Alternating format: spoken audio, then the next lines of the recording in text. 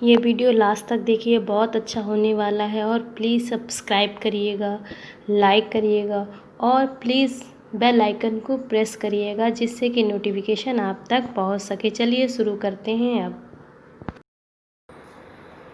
आज का टॉपिक है जनरेशन ऑफ कंप्यूटर। कंप्यूटर की जनरेशन। जनरेशन किसको बोलते हैं कि पीरियड ऑफ डेवलपमेंट। जो डेवलपमेंट का पीरियड होता है, किस दौरान वो डेवलपमेंट उसका हुआ, उसके बाद नई टेक्नोलॉजी जब तक नहीं आती उस पीरियड को क्या बोलते हैं, जनरेशन बोलते हैं।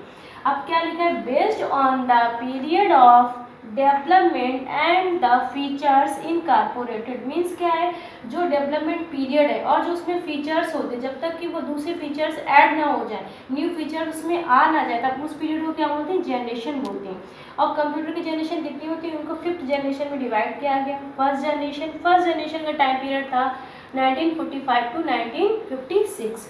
सेकेंड जनरेशन का आपका पीरियड था 1956 टू 1965। थर्ड जनरेशन का पीरियड था 1965 टू 75। फोर्थ जनरेशन का पीरियड था 1975 टू 1995। फिफ्थ जनरेशन आपके 1995 टू टिल डेट। मीन्स आज तक जो भी जनरेशन चल रही है, जो हम आज जिस जनरेशन में वर्क कर रहे हैं, वो कौन सी जनरेशन चल रही है, 5th जनरेशन चल रही है। सभी जनरेशन में कंप्यूटर का डेवलपमेंट हुआ। जो फर्स्ट जनरेशन में कंप्यूटर्स आए थे वो बहुत ही आपके लार्ज थे, बहुत बड़े थे। लेकिन आज हम लोग जो जनरेशन में वर्क कर रहे हैं वो हमारे लैपटॉप हो गए, पामटॉप हो गए, मोबाइल भी क्या है, बेस्ड क्या है, कंप्यूटर है, छोटा कंप्यूटर जिसको हम बोल सकते हैं। फर्स्ट है आपकी फर्स्ट जनरेशन का टाइम ड्यूरेशन क्या था, 1945 टू 1956। ये आपका क्वेश्चन जनरेट होता है। क्या होता है, फर्स्ट जनरेशन का टाइम मोस्टली पूछा जाता है आपके कंपटीशन एग्जाम में, प्रोफेशनली एग्जाम कोई भी हो उनमें सभी में क्या पूछा जाता है, टाइम ड्यूरेशन पूछ लेते हैं। तो टाइम ड्यूरेशन क्या है आपका 1945 टू 1956। और इसमें मोस्ट इंपॉर्टेंट आता है आपका used vacuum tubes. First generation computer में क्या यूज हुई थी, वैक्यूम ट्यूब्स यूज हुई थी। आपकी क्या यूज हुई थी, वैक्यूम ट्यूब्स। और कितनी वैक्यूम ट्यूब्स यूज हुई थी, 18,000 यूज हुई थी। कितनी वैक्यूम ट्यूब्स आपकी यूज हुई थी, 18,000 आपकी वैक्यूम ट्यूब्स यूज हुई थी। Concept based on the on off. जो वैक्यूम ट्यूब्स थी वो उनका कॉन्सेप्ट क्या था, ओनली ऑन और ऑफ का था। कोई उसमें आपकी सिस्टम कोडिंग नहीं थी, कुछ भी नहीं था। उनका वैक्यूम ट्यूब्स क्या काम करती थी, ओनली ऑन और ऑफ करती थी। और साइज कैसा था, बहुत लार्ज था। हागिन साइज मीन्स बहुत, जो कंप्यूटर्स का साइज था वो 1 रूम के बराबर था। और आज के कंप्यूटर का साइज कितना होता है, छोटा होता है। आपके लैपटॉप है और आपके क्या है, पाम टॉप है और आपके मोबाइल्स हैं, है ना। तो साइज उनका कैसा था, साइज उनका था हागिन साइज, जिससे क्या था कि मेंटेनेंस करना बहुत टफ था। फिर great deals of heat. Vacuum tubes आपकी यूज होती थी, वो भी 18,000 से यूज होती थी। इसलिए क्या होता था, बहुत हीट हो जाती थी। हीट की वजह से उनको कूल करना बहुत टफ होता था। और जो मशीन लैंग्वेज यूज होती थी। आज जैसे हम लोग low level language, high level language use होती है, उस तरीके से पहले क्या यूज होती थी, आपकी मशीन लैंग्वेज यूज होती थी। वो भी केवल किसमें, ओनली 0 और 1 के फॉर्म्स में यूज होती थी। जो भी आप कोडिंग करते थे, जो भी आपको लिखना होता था, वो कैसे लिखते थे, 0 और 1 के फॉर्म्स में हम लिखते थे। तो क्या होता था, वो मशीन कोडिंग थी, मशीन लैंग्वेज थी, ना ही आपकी लो लेवल लैंग्वेज थी, ना ही आपकी हाई लेवल लैंग्वेज थी। और मैग्नेटिक ड्रम कैसे यूज होता है, स्टोरेज डेटा के रूप में। जो डेटा आप स्टोर करते थे वो किसके रूप में, किसमें यूज करते थे, मैग्नेटिक ड्रम। और इसमें क्या होता था, 1 program at a time run करता था। जैसे अभी हम कंप्यूटर्स पे आप सॉन्ग भी सुन सकते हो, टाइपिंग भी कर सकते हो, वीडियो गेम भी खेल सकते हो। बट पहले क्या था, ओनली सिंगल टास्कर कंप्यूटर थे या सिंगल टास्किंग कंप्यूटर्स थे, जो 1 program at a time run होता था आपका। ठीक है, एक प्रोग्राम कंपाइल करने के लिए एक 1 टाइम में 1 ही प्रोग्राम कंपाइल होता था। Not much reliable. और कैसे थे ये, रिलायबल नहीं थे, क्योंकि इसमें कोडिंग बहुत टफ थी, बहुत 0-1 के फॉर्म में लिखना होता था, बहुत लेंथी होती थी, इतने रिलायबल नहीं थी। मेंटेनेंस बहुत इनका क्या था, टफ था। और वेरी कॉस्टली थे। कैसे थे, very costly. First generation computer.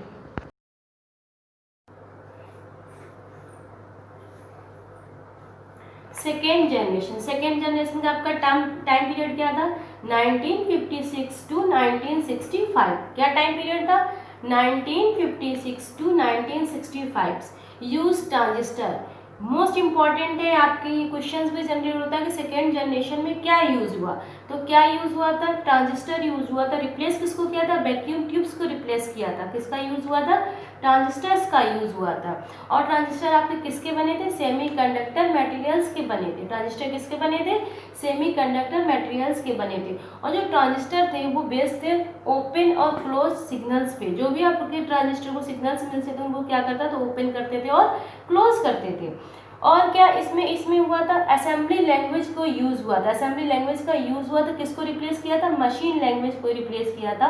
और जो मशीन लैंग्वेज में लेंदी 0101 कोड होते थे उसको क्या इन्होंने चेंज करके कर दिया, असेंबली लैंग्वेज में चेंज कर दिया। असेंबली लैंग्वेज का यूज हुआ था। आपकी कौन कौन सी लैंग्वेज बनी थी, सेकेंड जनरेशन कंप्यूटर कौन सी लैंग्वेज का डेवलप हुआ था, जो हाई लेवल की लैंग्वेज थी, फोर्ट्रान और कोबोल। कौन सी लैंग्वेज का हुआ था, फोर्ट्रान और कोबोल का यूज हुआ था। Magnetic core as a primary memory use होती थी। मैग्नेटिक कोर कैसे यूज होती थी आपकी, as a primary memory. Second generation computer.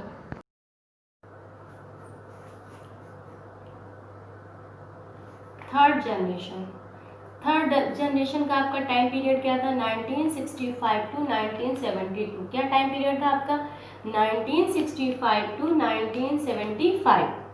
इसके बाद क्या यूज होते थे, इसमें इंटीग्रेटेड सर्किट यूज होते। किसको रिप्लेस किया था, ट्रांजिस्टर को रिप्लेस किया था। ट्रांजिस्टर को रिप्लेस करने के बाद में आपका क्या यूज हुआ था, इंटीग्रेटेड सर्किट। और जो ये किसने इंट्रोड्यूस किया था, जैक किल्बी और रॉबर्ट नोई ने 1959 में आपका आईसी को इंट्रोड्यूस किया था। किसने इंट्रोड्यूस किया था, मोस्ट इंपॉर्टेंट क्वेश्चन है। जैक किल्बी एंड रॉबर्ट नोई ने 1959 में आपके आईसी बोले तो इंटीग्रेशन सर्किट्स को इंट्रोड्यूस किया था। और ये क्या किसकी बनी थी, सिलिकॉन की बनी थी। किसकी बनी हुई थी, सिलिकॉन की बनी हुई थी। और single device contains many transistors. एक सिंगल डिवाइस में कई ट्रांजिस्टर्स आपके क्या होते थे, लगे होते थे, कंटेन करते थे एक सिंगल डिवाइस। जो किसकी बनी थी, सिलिकॉन चिप की बनी थी। इसको किसने देखो इंट्रोड्यूस किया था, जैक किल्बी एंड रॉबर्ट नोई ने 1959 में आपका इंट्रोड्यूस किया था। इसके बाद क्या था, ये जो ट्रांजिस्टर्स आपके बहुत ढेर सारे यूज होते थे वो क्या हुआ, एक सिंगल चिप पे आपके कलेक्ट हो गया, कंटेंस कर लिया एक सिंगल चिप पे। जिससे क्या हो गया, कंप्यूटर्स का जो साइज था वो बहुत कम हो गया और मोर रिलायबल, इनकी विश्वसनीयता बढ़ गई। विश्वसनीयता बढ़ गई, किन से बढ़ गई, फर्स्ट जनरेशन कंप्यूटर्स और सेकेंड जनरेशन कंप्यूटर्स की अपेक्षा ये मोर रिलायबल हो गए। और इसमें क्या first time third generation computers में आपका कीबोर्ड, प्रिंटर और आउटपुट डिवाइस बोले तो डिस्प्ले यूज हुआ था, मॉनिटर्स का यूज किया गया था। मोस्ट इंपॉर्टेंट क्वेश्चन होता है कि कीबोर्ड हो गया आपका, प्रिंटर हो गया आपका और आपका मॉनिटर का यूज किस जनरेशन में किया गया था, किस जनरेशन में किया गया था, थर्ड जनरेशन में किया गया था। और क्या है, लेस पावर, जो इलेक्ट्रिसिटी का खर्च था वो कैसा हो गया, कम हो गया। क्योंकि उसमें पहले आपके वैक्यूम्स होते थे, उसमें बहुत ज़्यादा इलेक्ट्रिसिटी यूज होती थी। उसका ट्रांजिस्टर्स आए रिप्लेस करके, उसमें भी लेकिन फर्स्ट और सेकंड जनरेशन की अपेक्षा थर्ड जनरेशन में क्या हो गया, पावर्स का यूज कम हो गया। और साइज कैसा हो गया आपका, स्मॉल हो गया। कैसा साइज हो गया आपका, स्मॉल साइज हो गया, है ना। स्मॉल साइज हो, क्यों स्मॉल साइज हो, क्योंकि इसमें वैक्यूम्स की वजह से बहुत साइज बढ़ता था। उसका ट्रांजिस्टर्स आपके अलग अलग यूज होते थे। इसमें क्या हुआ, कई ट्रांजिस्टर्स को एक सिंगल चिप में आपका कंटेंस कर दिया गया, जिससे क्या हो गया, इसका साइज कम हो गया। और एक्यूरेसी पावर आपकी कैसे होगी, बढ़ गई। कैसे एक्यूरेसी पावर क्या होगी आपकी, बढ़ गई। और इसके एग्जांपल्स क्या होंगे, IBM 360। जो IBM 360 किस जनरेशन का कंप्यूटर है, थर्ड जनरेशन का कंप्यूटर है। अब यहाँ से क्वेश्चन जनरेट होते हैं आपके कि थर्ड जनरेशन का टाइम ड्यूरेशन क्या है। तो आपका टाइम ड्यूरेशन क्या हो जाएगा, 1965 टू 1975। फिर ये होता है कि आईसी आपकी किस जनरेशन में यूज़ की गई या आईसी को किसने इंट्रोड्यूस किया, तो आपका यहाँ से क्वेश्चन बन जाएगा। फिर ये होता है कि IBM 360 का यूज़ कब हुआ था या किस जनरेशन में यूज़ हुआ। तो हमारे किस जनरेशन में यूज़ हुआ, थर्ड जनरेशन में यूज़ हुआ। और ये मोर रिलायबल थे, किससे मोर रिलायबल थे, first generation and second generation से। इसकी स्पीड्स कैसी थी, ज़्यादा थी, फास्ट थी। फर्स्ट जनरेशन और सेकंड जनरेशन की अपेक्षा लेस पावर का यूज होता था आपका और स्मॉल साइज हो गया था। Third generation computer.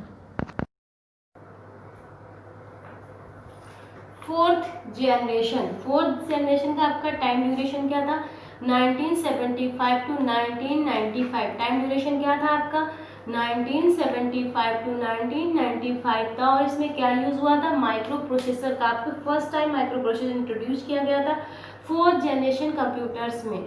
और माइक्रो प्रोसेसर में मैनी चिप्स लगी रहती थी, ठीक है। और इसमें क्या कौन सी टेक्नोलॉजी यूज हुई थी, LSI and VLSI use, LSI and VLSI technology.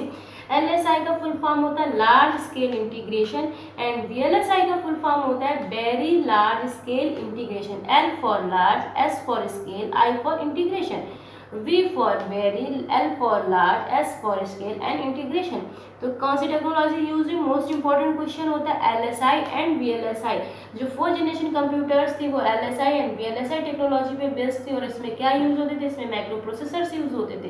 LSI का फुल फॉर्म होता है large scale integration and VLSI का फुल फॉर्म होता है वेरी लार्ज स्केल इंटीग्रेशन।